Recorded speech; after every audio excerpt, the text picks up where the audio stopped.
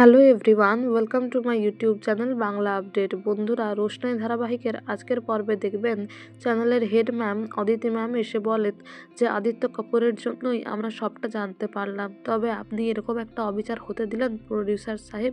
এরকম চলতে থাকলে তো আপনাকে আর কন্ট্রাক্টটা দেওয়াই যাবে না। আর যদি আমি খবর পাই এমন দ্বিতীয়বার হচ্ছে, তাহলে এই শোটা আমি কেড়ে নেব।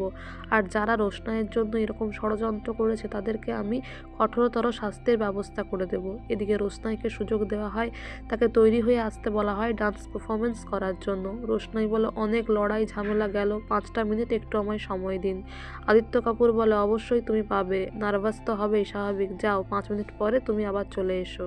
এদিকে লালন এসে চকলেট দেয় মিনিকে, মিনি নিতে চায় না, বলে তুমি আজকে গান গাইবে না, তোমাদের বস্তিতে প্রোগ্রাম আছে, আমিও যাব, আমি ওখানে গিয়ে গান করব।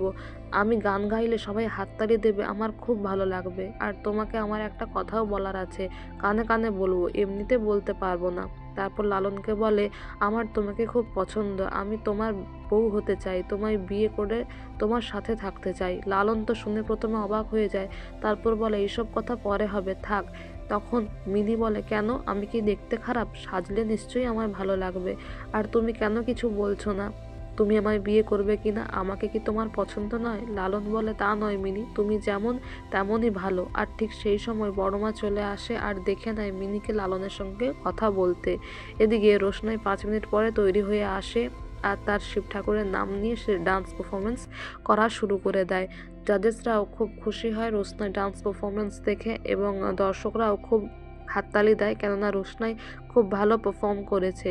এরপরে অ্যাঙ্কার এসে যখন জাজেসদের জিজ্ঞাসা করে রোশনাইয়ের নাচ তাদের কেমন লেগেছে, প্রথমে প্রত্যেকটা জাজেসই বলে যে পারফরমেন্স দেখে কি আর বলবো, কোনো ভাষা খুঁজে পাচ্ছি না। রঞ্জন প্রসাদ তো খুব খুশি হয়, ভাবে রোশনাই কোয়ালিফাই করতে পারবে না, কিন্তু তারপরেই ম্যাম বলেন যে রোশনাই তুমি নেক্সট রাউন্ডের জন্য সিলেক্টেড।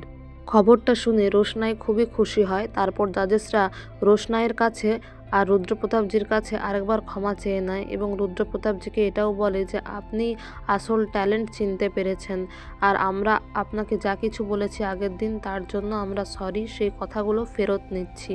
তারপরে রুদ্রপ্রতাপ গুরুজি রোশনাইকে কংগ্রাচুলেট করে। এদিকে রঞ্জন প্রসাদ সুরঙ্গমাকে ফোন করে বলে দেয় যে মেয়েটা মানে রোশনাই সেমিফাইনালে উঠে গেছে, ওকে আর বাঁচতে দেওয়া যাবে না, এবার ওকে শেষ করে ফেলতে হবে। এদিকে বড়মা বলে আমার মেয়েটা অসুস্থ, প্রতিদিন ওকে নিয়ে এ বাড়িতে অশান্তি লেগেই আছে, আমি আর কোনো অশান্তি চাই না, তুমি আর এই বাড়িতে আসবে না, এখানে আসবে না, এলে কিন্তু আমি পুলিশে খবর দেব।